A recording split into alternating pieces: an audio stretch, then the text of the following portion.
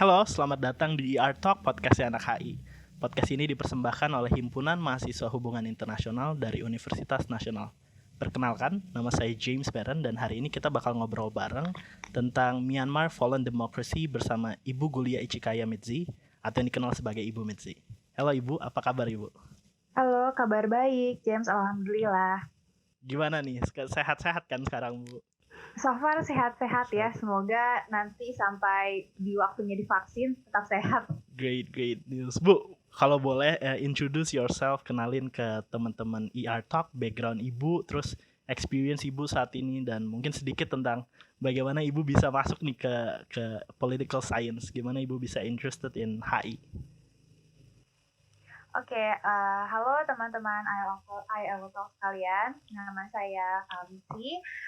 Saya sekarang posisinya sebagai dosen ilmu hubungan internasional di Universitas Nasional sekaligus sebagai prodi hubungan internasional. Tadi James nanya interest saya ke politik internasional. Sebenarnya sih saya seperti teman-teman yang mengambil HI gitu. Kenapa saya mengambil HI? Saya karena pengen jadi diplomat gitu. Itu pasti mostly anak-anak HI berbicara seperti itu. Tapi pada hari kemudian saya mikir kayaknya saya kurang cocok ya untuk kerja sebagai diplomat dengan beberapa pengalaman atau kegiatan yang saya ikuti sepertinya tidak cocok menjadi diplomat dan akhirnya saya lebih memilih untuk menjadi dosen.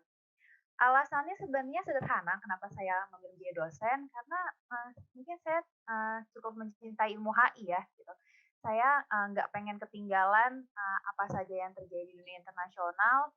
Saya ingin terus mengupgrade ilmu dan harapan lainnya adalah ilmu HI itu kan untuk di Indonesia sebenarnya pada aplikasinya ya itu kurang banyak gitu. Contoh gini, saya nggak tahu nih waktu zamannya James pada saat masuk perguruan tinggi negeri, apakah HI masih menjadi ranking yang pertama? Gitu. Itu biasa di ilmu sosial kan HI ranking pertama ya. Nah, tetapi pada kenyataannya ketika lulus, justru lulusan HI itu jumlahnya paling sedikit yang bekerja di bidang HI skillnya gitu. Dan sebenarnya saya lebih juga mau memperkenalkan kepada masyarakat banyak ya HI itu nggak cuma bisa menjadi diplomat gitu, tapi banyak pekerjaan lain dan juga keunggulannya ketika Anda belajar HI adalah Anda tahu situasi dunia internasional ini seperti apa gitu. Ibaratnya apa saja yang terjadi di internasional dari negara mana, apa yang lagi happening di dunia saat ini, Anda bisa tahu lebih dulu dan bahkan Anda bisa lebih paham dibanding orang lain. Seperti itu kurang lebih. Yeah, I think it's a very basic, kita semua mau pengen jadi diplomat. Ya nggak apa-apa kalau memang akhirnya kalian menjadi diplomat, saya sangat senang sekali gitu. Bagus ya. Diplomat gitu. Tapi everyone have their own passion ya. Jadi kayak ibu mungkin suka ngajar dan jadi sekarang masuknya jadi dosen dan beberapa mungkin akan jadi diplomat atau mungkin banyak lagi kayak jurnalistik dan consultancy dan lain-lain mungkin. Nah, by the way Bu, kan sekarang kita ngomongin tentang Myanmar nih. Di current status itu kan bahwa pada 1 Februari yang lalu tuh militer Myanmar melakukan kudeta atau perebutan kekuasaan secara paksa terhadap pemerintahan Myanmar yang sah. Nah, pertanyaan pertama mungkin untuk dibuka nih Bu, apa sih yang terjadi di Februari kemarin? Can you elaborate kenapa terjadinya kudeta? Backgroundnya seperti apa sih? Oke, berbicara mengenai Myanmar ya, Myanmar tuh sebenarnya untuk di negara Asia Tenggara tuh negara yang paling unik ya. Jadi gini, ketika berbicara mengenai kudeta di Myanmar, sebenarnya itu bukan hal yang aneh gitu. Bahkan saya untuk sejauh ini ya, sampai tahun 2021 saya masih bisa bilang bahwa kudeta merupakan salah satu budaya politik di Myanmar gitu. Jadi kenapa saya mengatakan hal demikian? Berdirinya negara Myanmar juga awalnya dari kudeta gitu. Jadi kurang lebih sampai tahun 2021 ini kalau kita runut sejarahnya sedikit dari mulai kemerdekaan Myanmar pada tahun 1962 itu sampai sekarang ada kurang lebih 6 kudeta Itu yang kemarin kebetulan saya juga kembali membaca beberapa informasi mengenai Myanmar dan pas saya recap, oh ternyata kurang lebih ada 6 riwayat kudeta di Myanmar gitu. Nah, kudeta yang terjadi pada 1 Februari itu sebenarnya kurang lebih sama dengan kudeta yang terjadi tahun 2015. Tapi bedanya waktu 2015 eskalasinya tidak terlalu tinggi seperti tahun ini gitu. Tahun ini yang membuat eskalasinya tinggi adalah yang pertama, uh, pemerintahan junta militer itu mereka masih tidak mau kekuasaannya diambil alih oleh orang sipil. Terbukti Aung San Suu Kyi dia memenangi pemilu untuk yang beberapa kalinya, tapi tetap tidak mau diakuin sehingga perebutan kekuasaan ada peralihan kekuasaan gitu. Nah, lalu yang kedua adalah kenapa kudeta sekarang itu terkesan lebih rame dibanding tahun 2015 gitu misalnya, karena peran media sosial saat ini makin banyak.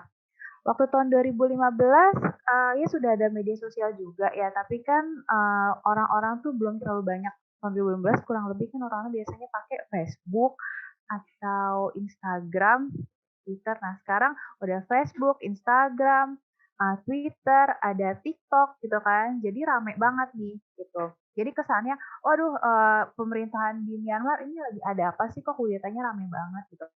Padahal sebenarnya kudeta di Myanmar itu ya kurang lebih seperti itu aja gitu dari dulu. Pasti kalau ada sipil yang memenangi pemilu, pasti akan ada kudeta gitu.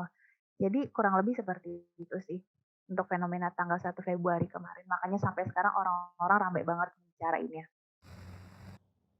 Iya, mungkin untuk memberi konteks yang mendalam lagi, masalah ini sebenarnya kan diawali kemarin itu ada pemilu. Nah, militer Myanmar ini menuduh bahwa pemerintahan melakukan kecurangan pemilu dan kubu militer yaitu oposisi pemerintahan sebenarnya udah membawa kasus ini ke badan pemilunya di Myanmar dan ada majelis konstitusinya juga, dan setelah ada proses-proses tersebut dan ada pemeriksaan, seluruh badan yang dilalui oleh militer Myanmar tidak menemukan kejanggalan yang ada yang dituduh oleh militer Myanmar.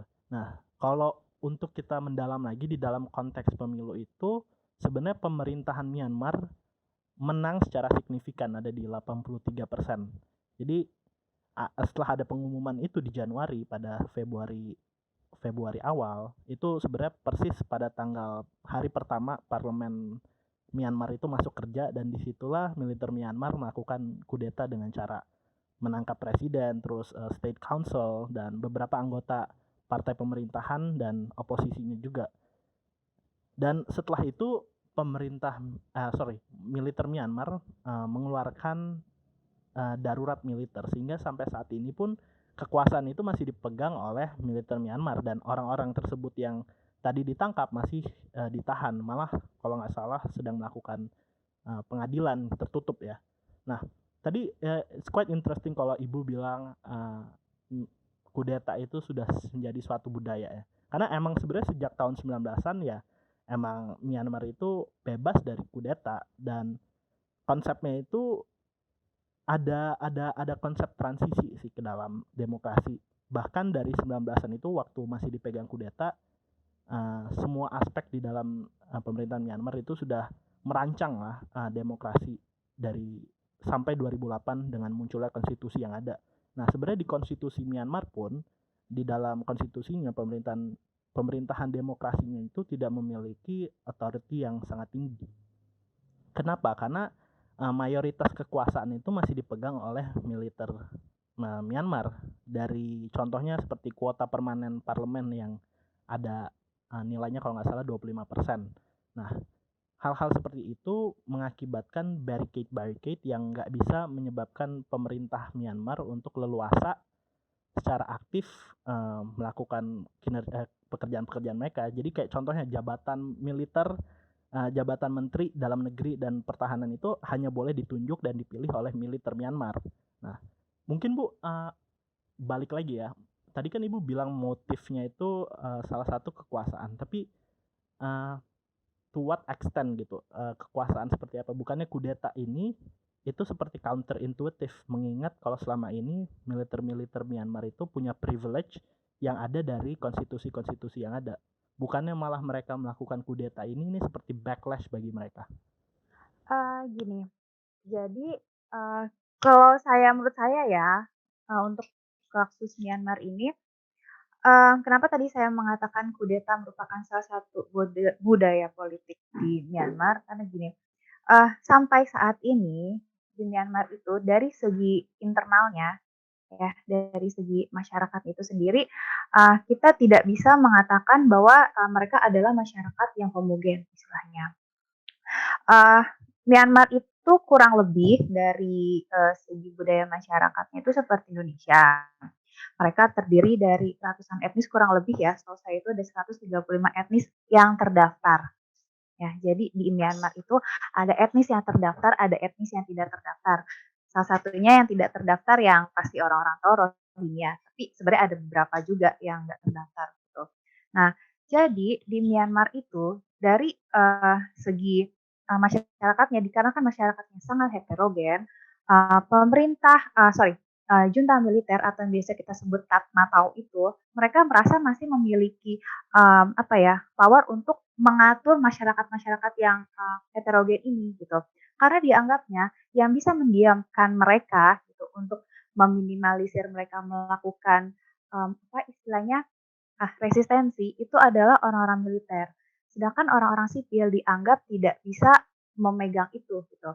Contohnya, saya sempat baca kemarin di beberapa media sosial gitu di news di portal berita, itu jadi ada ada dua pendapat yang dianggap yang dibuat statementnya oleh masyarakat Rohingya.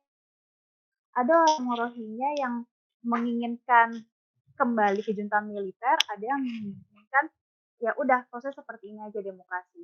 Nah itu kenapa akhirnya terjadi dua pendapat itu karena masih banyaknya masyarakat menganggap bahwa pemerintahan militer ini ada pemerintahan yang terbaik dibanding pemerintahan sipil gitu.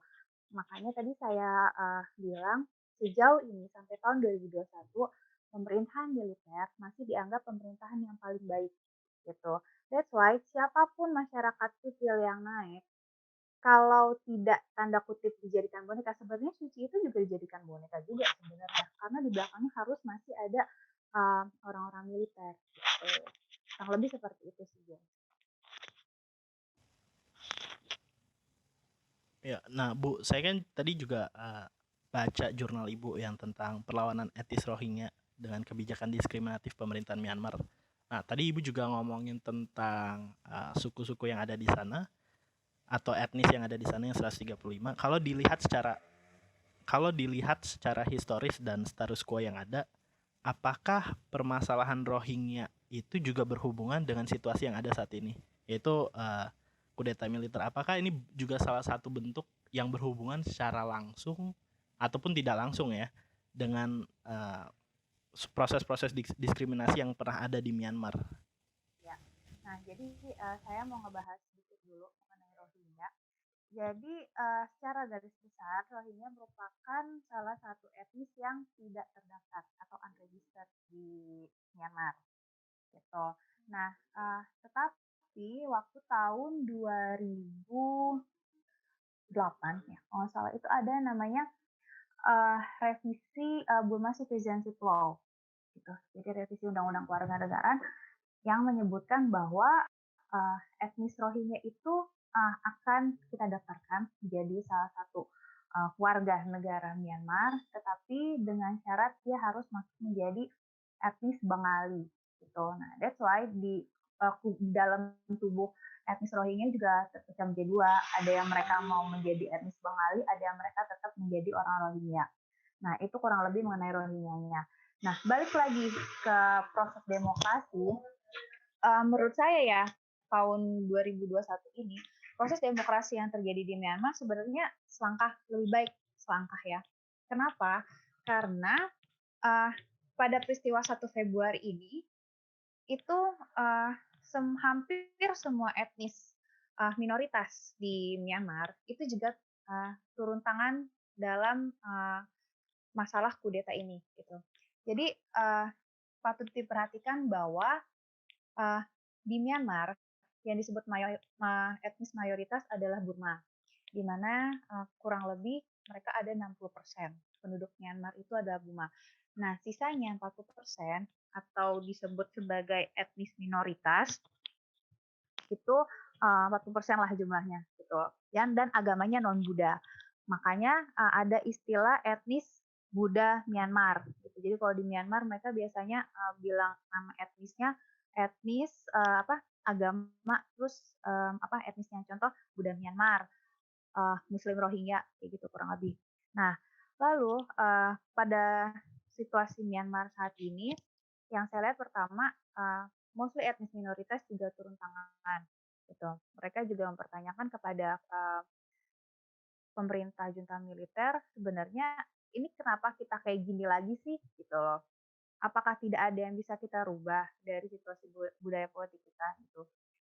Tapi di sisi lain sebenarnya mereka juga ini loh gimana sih istilahnya merasa nyaman juga dengan pemerintahan militer gitu. Makanya nanti saya nggak mau memprediksi ya, cuma kalau menurut saya salah satu resolusi konflik yang ada di Myanmar itu akan muncul undang-undang baru yang pasal-pasalnya menunjukkan bahwa pemerintahan junta militer itu mau selangkah lebih maju kebijakannya dibanding pemerintahan sipil. Kalau menurut saya secara prediktif kayak gitu. Jadi demokrasi di Myanmar itu yang tadi saya infokan, saya ulangi lagi, ini mereka saya anggap selangkah lebih maju gitu. Terbukti dari banyaknya etnis minoritas yang mau turun ke jalan, seperti ada namanya etnis Naga, itu dia tinggalnya kalau saya nggak salah ya, mereka itu di utara posisinya di utara Myanmar gitu loh, yang di perbatasan. Itu salah satu etnis minoritas yang cukup bukan terpencil ya, yang jumlahnya cukup sedikit lah. Nah, itu etnis Naga aja tuh mau turun tangan gitu loh. Begitupun etnis-etnis minoritas lainnya. Dan yang kedua, banyak menurut saya lebih banyak pemberitaan dari masyarakat Myanmar sendiri, dari warga Myanmar sendiri yang turut aktif di media sosial. Dibanding tahun 2015 itu seingat saya internet di sana tuh di-ban gitu. Jadi kayak masyarakat tuh nggak tahu gitu di sana tuh sebenarnya lagi ada apa sih. Kudeta tahun 2015, tahun 2010 itu yang juga sempat rame, yang ada kudeta pembunuhan etnis Rohingya segala macam. Nah itu di-ban internet. Jadi masyarakat dunia nggak tahu 2010-2015 ini di Myanmar lagi ada apa sih, dan akhirnya banyak berasumsi. Nah sekarang di tahun 2021 sejauh ini ya sampai saat ini akses internet itu masih lancar. Gitu. Makanya kan banyak ya kemarin saya sempat lihat di medsos kayak yang pembunuhan Minjau itu siapa saya nggak tahu, lupa nama asli Myanmarnya. Demonstran itu kan juga ramai banget, baik dari foto-fotonya si Angel, terus pemakanannya dia, ataupun waktu itu saya sempat lihat di TikTok kayak model-model ada yang joget Bang Jago juga kan, gitu. Dan kalau dipikir-pikir tuh beberapa tahun belakangan tuh itu kayaknya nggak mungkin gitu loh, pada saat kudeta Myanmar tuh ada orang mau bisa mengutarakan ekspresinya dengan joget lah, dengan posting-posting di media sosial lah, menunjukkan bahwa kita itu kuat, atau apa sih waktu itu hashtagnya ya untuk Myanmar gitu. Nah, makanya saya menganggap bahwa tahun 2021 ini demokrasi di Myanmar sebenarnya langkah lebih maju, langkah aja gitu. Iya, great point sih. By the way Bu, saya mau balik sedikit tadi tentang sebenarnya jurnal Ibu sih. Ibu pernah mention di dalam jurnal kalau misalnya di dalam masa Rohingya itu dibagi menjadi dua masa sebenarnya. Ada masa junta militer dan transisi demokrasi. Dan I think ada korelasi waktu Ibu bilang di saat junta militer itu ada konfrontasi yang bersifat kolektif. Walaupun pada saat itu sifat kolektifnya ini hanya terjadi di kalangan-kalangan grup yang tertindas atau etnis-etnis tertindas yang minoritas. Sedangkan sekarang, tadi Ibu mungkin udah mention juga kalau misalnya, bukan misalnya sih, tapi status quo yang ada itu bukan pemberontakan, tapi demonstrasi-demonstrasi yang ada itu both dilakukan oleh masyarakat Rohingya dan juga warga negaranya yang tadinya lebih pro terhadap kebijakan-kebijakan diskriminatif tersebut. Nah, apakah ini bentuk kolektif yang Ibu bilang di dalam jurnal itu? Apakah sifat junta militer ini memunculkan kolektif action yang kemudian diambil oleh both dari masyarakat Rohingya, tapi juga sama masyarakat Burma di sana? Kurang lebih itu juga, itu kan jurnal, kebetulan yang jurnal saya buat itu adalah sebenarnya tesis saya dulu. Jadi itu ada tesis saya yang akhirnya saya buat dijurnalkan dan itu terbit kalau nggak salah sekitar 7 atau 8 tahun yang lalu ya. Nah, jadi memang, eee, sebenarnya saya nggak mau meng-compare dengan situasi Indonesia, cuman, saya mau sedikit aja nih, saya nggak tahu, teman-teman dulu, misalnya Ajeng dan angkatan yang lain itu waktu tahun 98 umurnya berapa gitu kan. Nah tapi oh belum lahir ya? Ya ampun maaf, maaf sekali. Nah tapi intinya tahun 98 itu kan, apa ya, eee, tanda kutip kejatuhan era militer di Indonesia kan, gitu. Yap. Walaupun sebenarnya beberapa tahun kemudian SBY naik, tapi itu kami menganggap bahwa SBY itu adalah dari profesional, dia dari partai gitu. Nah, sedangkan waktu zaman Soeharto itu pada tahun 98 itu masyarakat Indonesia tuh nggak cuma mahasiswa sebenarnya yang melakukan gerakan untuk menurunkan Soekarno, tapi juga pokoknya masyarakat kecil lainnya lah istilahnya. Nah, kurang lebih situasi Myanmar itu juga saat ini seperti itu, gitu. Tetapi apakah nanti Myanmar akan menjadi negara yang seperti Indonesia dalam arti sudah uh, diperbolehkannya tanda kutip masyarakat sipil untuk memimpin pemerintahan Myanmar? Saya tidak bisa jawab itu, gitu. Karena sepertinya itu masih merupakan PR yang panjang ya, gitu, untuk membuat Myanmar seperti Indonesia. Tetapi yang menarik adalah pada kudeta tahun 2021 ini, seperti yang saya bahas tadi, banyak masyarakat, terutama daerah minoritas, mereka juga mau turun tangan, mereka mau menyuarakan pendapatnya, dan juga masyarakat internasional itu dukungannya cukup masif. Gitu. Jadi saya melihat orang-orang Myanmar merasa kami punya teman, gitu, kami punya backup, kami tidak sendiri, gitu. Makanya mereka mau dan berani menyuarakan pendapatnya, gitu. Dan oh ya sebelum saya lupa, etnis Rohingya yang mau turun tangan itu etnis Rohingya yang di Myanmar ya, yang mereka memang tinggal di Myanmar, mereka memiliki cukup pendidikan yang bagus gitu, sedangkan yang apa namanya, yang pro terhadap kudeta militer itu adalah etnis Myanmar yang posisinya di pengungsian, yang nggak di Myanmar. Misalnya entah itu mereka yang di Bangladesh atau di mana kayak gitu. Jadi ada perbedaan etnis Rohingya juga gitu di sana.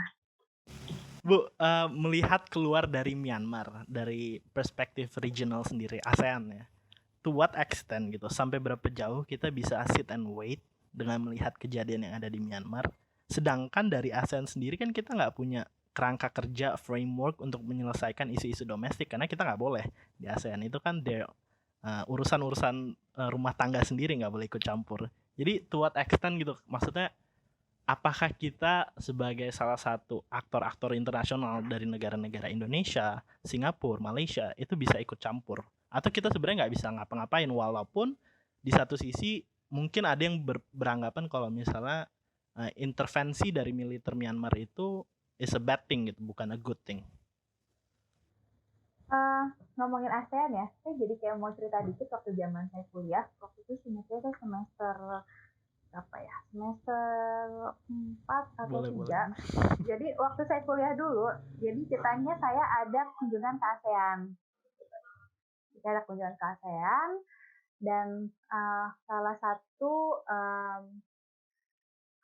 orang ASEAN-nya itu kalau nggak salah saya lupa ya, dia orang luar sih, saya lupa dia dari Thailand atau bahkan dari Myanmar ya. Saya lupa, saya bener-bener lupa, si ibu itu orang mana, dan saya tuh dulu masih polos. Itu semester 3 semester 4 gitu, menurut saya masih polos, saya nanya sama si, ibu orang ASEAN itu. Saya nanya, nah waktu saya kuliah itu kan, Myanmar juga udah emang rame gitu kan. Saya tanya, "Ini kok ASEAN diem aja dengan peristiwa-peristiwa di Myanmar?" Gitu. "Emang posisi ASEAN sebegitu netralnya kah sampai nggak bisa ngasih, apa sih namanya, resolusi atau sebagainya?" Dan kata ibu-ibu ASEAN itu yang saya masih ingat sampai sekarang, "Oh enggak, kita tuh emang nggak ada urusannya sama urusan negara lain. Jadi ya kalau memang negara lain itu mau, seperti apa di internalnya, ya sudah kita hanya bisa memberikan, apa ya, memberikan nasihat-nasihat yang normatif, tapi ya kita yakin sih itu pasti nggak bakal apa namanya, nggak bakal dijalankan," kayak gitu. Terus dari situ kalau saya pribadi ya, saya cuma mikir, "Oke, terus ASEAN kerjanya apa ya?" Gitu loh.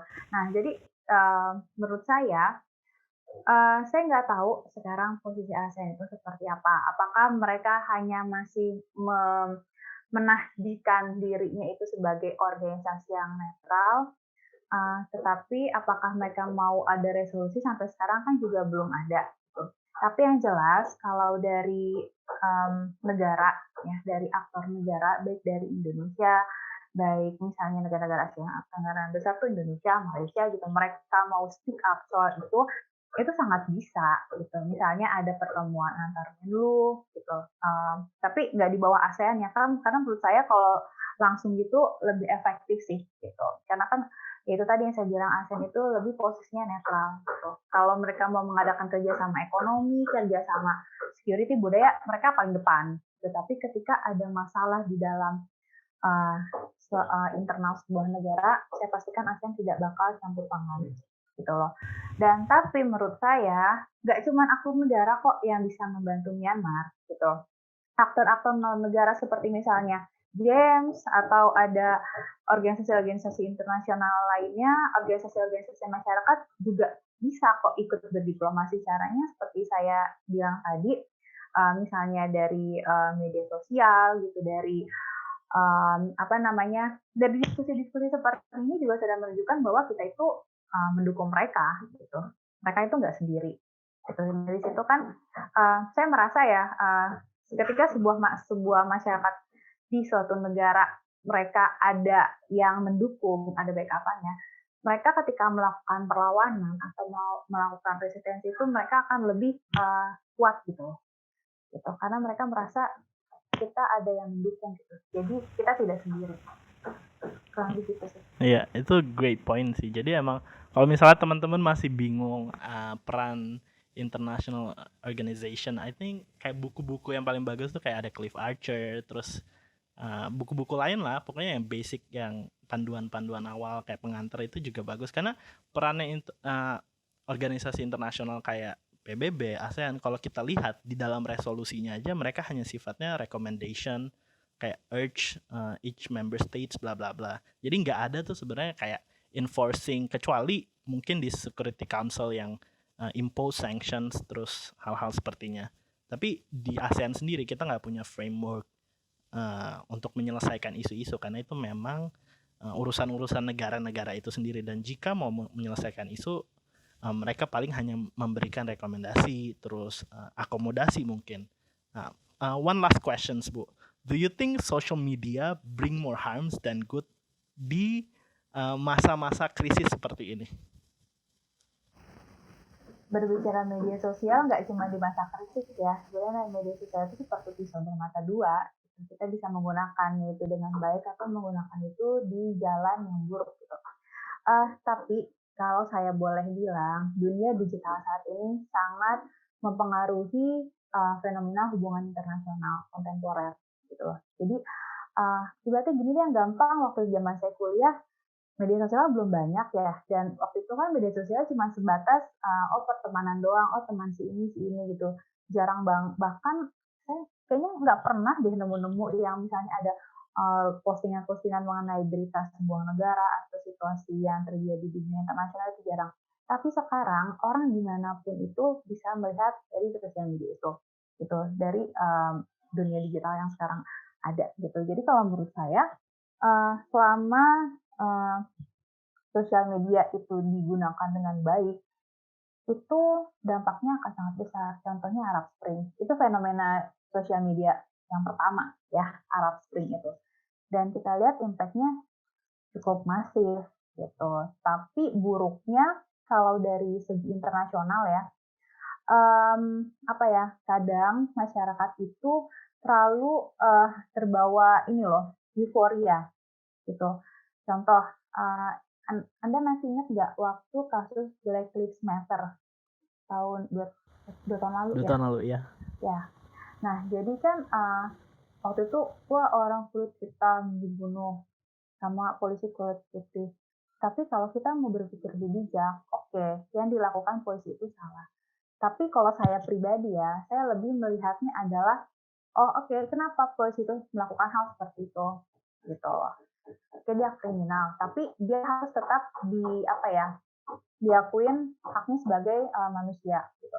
Tapi kan sekarang fenomena yang ada, orang-orang malah ngeliatnya, oh itu pasti orang-orang hitam, orang-orang kulit putih segala macam, gitu loh. Jadi ada tendensius judgmental, gitu loh. Itu minusnya sosial media tuh sekarang gitu. Kayak kemarin juga lagi, kayak sekarang juga lagi happening tuh hashtag Asian Lives Matter gara-gara COVID gitu, yang orang-orang Asia di apa yang elderly ya, entah itu dibunuh, entah itu dibully gitu. Nah, itu juga menurut saya itu kelemahan dari sosial media gitu terkait dengan situasi dunia internasional ya. Jadi kadang euforianya terlalu tinggi, kita jadi tidak bisa memilah mana yang memang itu ceritanya, mana yang cuma asumsi atau opini orang. Gitu. Tapi sisi baiknya yaitu fenomena yang pertama kali um, apa namanya mengukuhkan sosial media merupakan salah satu memiliki peran penting di dunia internasional adalah fenomena Arab.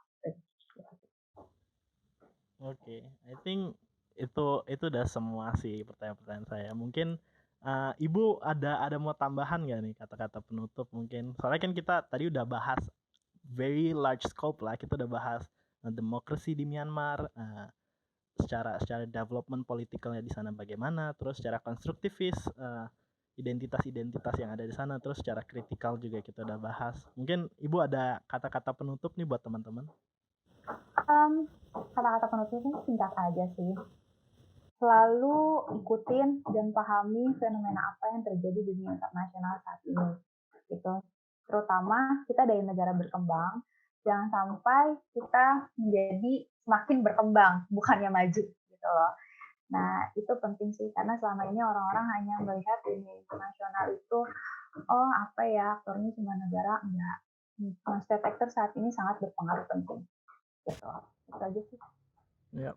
Oke guys, terima kasih juga buat Ibu Medzi nih yang udah menyempatkan Sama-sama, Jen. waktunya. Terima kasih. Ya, thank you. Jangan lupa guys untuk follow social medianya Himahi dan juga Ibu Medzi di Instagram di @midzipranoto dan juga Himahi di @himahiunas. Sampai di sini dulu podcast kita. Sampai jumpa di episode selanjutnya. Ya, terima kasih, Jen. Sehat selalu.